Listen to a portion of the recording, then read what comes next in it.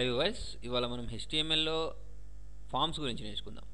Forms అంటే మీకు idea ఉండింది కదా, ఏంటంటే ఇప్పుడు మనం జీమెయిల్ అకౌంట్లోకి లాగిన్ అయ్యేటప్పుడు మీరు అక్కడ జీమెయిల్ అని టైప్ చేసిన వెంటనే మీకు ఒక ఫామ్ వస్తుంది, చూసారా? ఫర్ ఎగ్జాంపుల్ నేను చూపిస్తాను. చూడండి, ఇక్కడ నేను ఈ టెక్స్ట్ బాక్స్లో అంటే ఈ జీమెయిల్లో క్రియేట్ చేసేటప్పుడు మనకు ఇక్కడ బాక్స్ వస్తుంది, చూసారా? ఇవే ఫామ్ అన్నట్టు. ఫామ్ అంటే ఇదే. ఓకేనా? ఈ ఫామ్ మీకు చాలా చోట్ల కనిపిస్తూ ఉంటుంది. అంటే మీరు ఎక్కడ రిజిస్టర్ అయితే అక్కడ కనిపిస్తూ ఉంటుంది. అయితే దీనిలో మనం ఇన్పుట్ చేయడానికి బాక్సులు వేరే ఉంటాయి. అంటే మంత్ సెలెక్ట్ ఇన్పుట్ బాక్సెస్ ఉంటాయి. ఇన్పుట్ బాక్సెస్ అంటే ఏంటంటే ఇప్పుడు ఈ నేమ్లో మీ పేరు ఇస్తారు, ఇక్కడ మీ లాస్ట్ నేమ్ ఇస్తారు.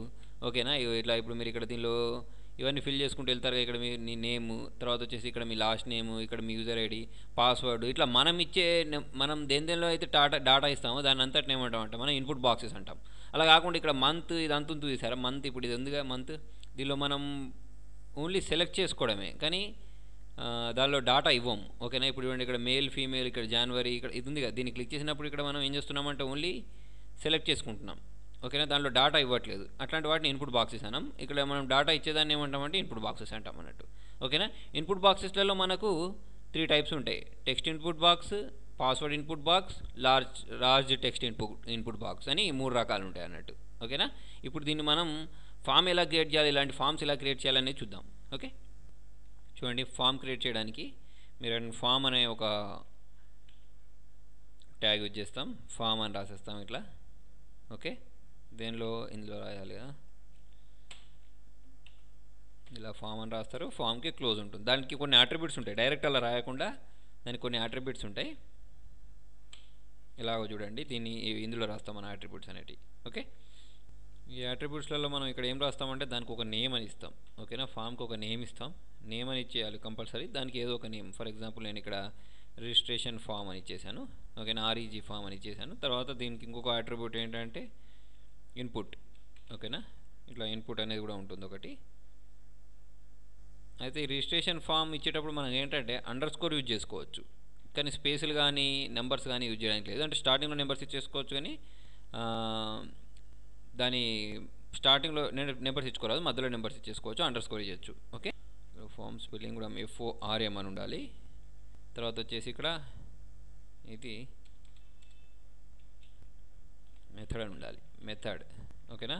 మెథడ్ ఈక్వల్ టు ఏంటిదంటే గెట్, అంటే మనం ఇచ్చింది తీసుకోవడానికి. ఓకేనా? ఇలా రాయాలి. ఇది దీని అట్రిబ్యూట్స్. ఓకేనా? మనం దానికి ఫామ్కి ఒక నేమ్ ఇస్తాం. ఇచ్చేది ఏంటి అంటే మనం ఇచ్చేది ఏం చేస్తుంది అంటే ఫామ్ తీసుకుంటుంది అన్నట్టు. అందుకోసం ఇక్కడ గెట్ అని రాసాం. ఓకే, సరే, ఈ ఫామ్లో మనం ఒక ఇన్పుట్ తీసుకోవడానికి యూజ్ చేస్తున్నాం కదా, కాబట్టి ఇక్కడ ఇన్పుట్. ఓకేనా? Type, input space type. చూడండి, దాదాపుగా దీనిలో యూజ్ చేసేవన్నీ ఇన్పుట్ టైప్సే ఉంటాయి. అంటే మనం ఇచ్చేది ఇన్పుట్ తీసుకోవడానికే ఉంటుంది మ్యాక్సిమం. అన్నీ కాదు, దాదాపుగా అన్నీ. ఓకే, దీన్ని నేను ఏం చేస్తున్నానంటే ఇన్పుట్ టైప్ అని ఇచ్చేసి ఇక్కడ టెక్స్ట్ అని తీసేసుకున్నాను. తీసేసుకొని దీన్ని సేవ్ చేస్తున్నాను.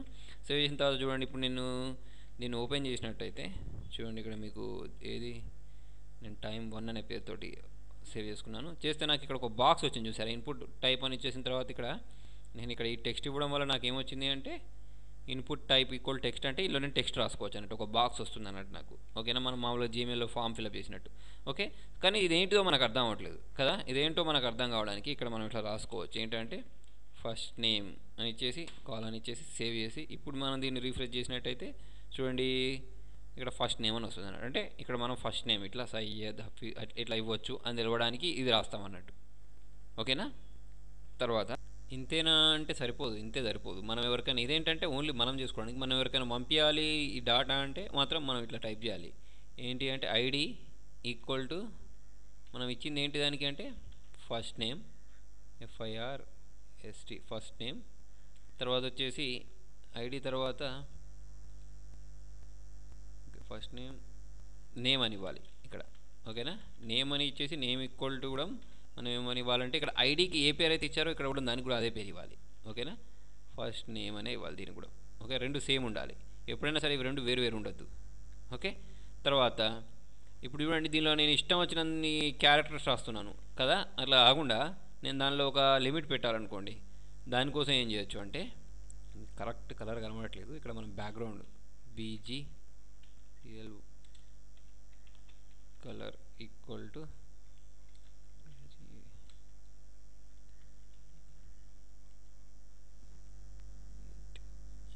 10 ఇచ్చేసాను. ఇచ్చేసి సేవ్ F5. ఓకే, ఇప్పుడు మీకు ఇది కరెక్ట్గా అనిపిస్తుంది. ఓకేనా. తర్వాత వచ్చేసి ఇక్కడ మనం ఏంటంటే సైజ్ ఇవ్వాలి. సైజ్ అంటే మనం దానిలో ఎన్ని క్యారెక్టర్స్ రాయొచ్చు అనే దాన్ని చెప్పడానికి యూజ్ చేసుకోవచ్చు. ఈక్వల్ టు ఎంత సైజు కావాలంటే అన్ని అక్షరాలు మనం అక్కడ వచ్చేటట్టు చేయొచ్చు. ఇక్కడ సైజ్ వచ్చేసి నేను ఇక్కడ చూడండి 5 ఇచ్చేసాను, సేవ్ చేశాను. ఇక్కడ రిఫ్రెష్ చేస్తే నాకు ఈ బాక్స్ చూడండి చిన్నగా అయిపోతుంది. ఇట్లా చిన్న అంటే వీళ్ళు ఏంటంటే 5 క్యారెక్టర్స్ పట్టే అంతనే బాక్స్ ఉంటుంది. అంటే ఇట్లా ఎక్కువ పడతాయి, కాకపోతే అవన్నీ పక్కకి వెళ్ళిపోతూ ఉంటాయి. ఓకేనా. అలా పక్కకి వెళ్ళిపోకుండా దానిలోనే అంటే మనకు చూపించాలి అంటే మాత్రం ఇక్కడ మనం ఎంత కావాలంటే అది పెట్టేసుకోవచ్చు అన్నట్టు. ఓకేనా. 10 కావాలంటే 10 కూడా పెట్టేసుకోవచ్చు. నేను 10 అని పెట్టేసుకుని సేవ్ చేసుకున్నప్పుడు నాకు ఇది ఎంత పెరిగింది అంటే చూడండి. సేవ్ అంటే సారీ, దీన్ని రిఫ్రెష్ చేయాలి కదా. రిఫ్రెష్ చేస్తే ఇది 10 క్యారెక్టర్స్ అంత పట్టింది. అట్లా కాకుండా నేను డైరెక్ట్ దీన్ని వదిలేసాను అనుకోండి, అంటే ఏమి ఇవ్వకుండా వదిలేసాను అనుకోండి. ఏమి ఇవ్వకుండా వదిలేసి సేవ్ చేసి దీన్ని రిఫ్రెష్ చేస్తే చూడండి అది డిఫాల్ట్ అంటే ఎంత ఉండాలో అంతే ఉంటుంది అన్నట్టు, ఎంత లెవెత్ ఉండాలో అంత ఉంటుంది. ఓకేనా. అలా మనం దీన్ని సెట్ చేసుకోవచ్చు. తర్వాత మ్యాక్స్ లెంత్ అని ఉంటుంది ఒకటి. అంటే మ్యాక్స్ లెంత్ అంటే దానిలో ఎంత టెక్స్ట్ పట్టాలి ఇప్పుడు మనకు మనం కంట్రోల్ చేసుకోవచ్చు అన్నట్టు దాన్ని. చూడండి ఎలాగో MAXL max length equal to ఎంత అంటే నేను ఒక 5 క్యారెక్టర్స్ ఇచ్చాను అనుకోండి సేవ్ చేసి. ఇప్పుడు నేను దీనిలో 1 2 3 4 5 దీన్ని రిఫ్రెష్ చేయలేదు అనుకుంటా నేను. ఓకే, దీన్ని రిఫ్రెష్ చేద్దాం ఒకసారి. రిఫ్రెష్ చేసి 1 2 3 4 5 చూడండి నేను 5 కంటే ఎక్కువ ఇస్తున్నాను. నా ఇక్కడ మీరు సౌండ్ వినొచ్చు నా కీబోర్డ్ది. నేను టైప్ చేస్తున్నాను కానీ దానిలో పట్టట్లేదు. అంటే ఏంటంటే మనం ఎంత లెంత్ కావాలంటే అంతే అన్ని క్యారెక్టర్స్ పట్టేటట్టు ఇవ్వచ్చు. ఫర్ ఎగ్జాంపుల్ నేను ఇక్కడ 2 ఇచ్చాను అనుకోండి. 2 ఇచ్చి దీన్ని సేవ్ చేసి దీన్ని కూడా రిఫ్రెష్ చేసి ఇప్పుడు నేను దీనిలో 2 1 2 వేరే నెంబర్ ఇస్తూ ఉంటే రాదన్నట్టు. అంతే టూ క్యారెక్టర్స్ మాత్రమే పడతాయి. అట్లా మనం దీనిలో ఇక్కడ కంట్రోల్ చేసుకోవచ్చు అన్నట్టు. ఎన్ని క్యారెక్టర్స్ పట్టాలి ఒక ఇన్పుట్ బాక్స్లో అనేది ఇక్కడ మనం కంట్రోల్ చేసుకోవచ్చు. ఓకే, సరే ఇక్కడ మనం ఒక 20 పెట్టుకుందాం లెంత్. తర్వాత ఇక్కడ ఇంకొకటి ఉంటుంది పాస్వర్డ్. అదొకటి నేను చెప్పాను టెక్స్ట్ ఉంటుంది, పాస్వర్డ్ ఉంటుంది, లార్జ్ టెక్స్ట్ ఉంటుందని. సరే, దానికి పాస్వర్డ్ కోసం దీన్ని నేను కాపీ చేసి కింద పేస్ట్ చేస్తున్నాను. దాదాపు పాస్వర్డ్ కూడా సేమ్ ఉంటుంది. ఇక్కడ మనం ఏం చేస్తామంటే పాస్వర్డ్ అని పెట్టుకుంటాం. పాస్వర్డ్ కాకపోతే చూడండి ఇక్కడ ఐడి దగ్గర పాస్వర్డ్ అని పెట్టుకోవాలి.